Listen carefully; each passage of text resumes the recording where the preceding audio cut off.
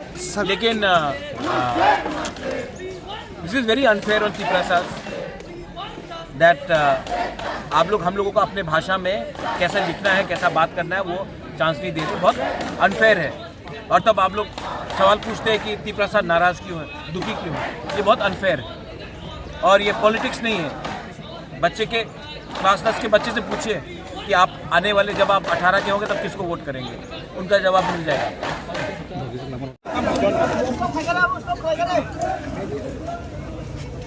100% I support your demand. ठीक है, आप लोग कॉम्प्रोमाइज मत करो। 100%।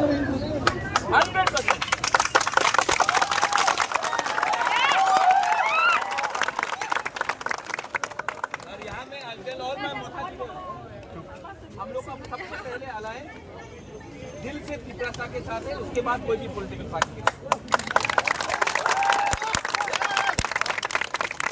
आप मत बोलो I am not going to compromise.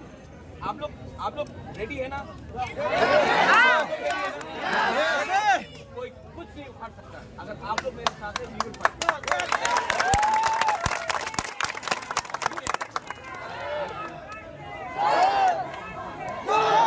This is about हमारा भविष्य के लिए। डोंट वरी, एक रहो। हम लोग दिल्ली में भी फाइट करेगा, अगरतला में भी फाइट करेगा, मुंबई में भी फाइट करेगा और असेंबली के अंदर भी फाइट करेगा। हम लोग चुप नहीं रहेंगे। I am with you, I love you and I tell you something. जब तक ये सोल्यूशन नहीं निकलेगा हम लोग पीछे हिलने वाला है।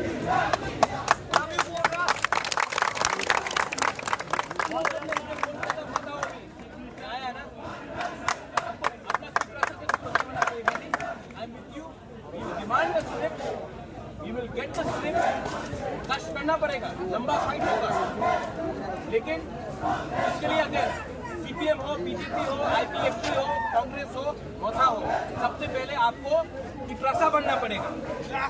पहले त्रिप्रसा बनना पड़ेगा।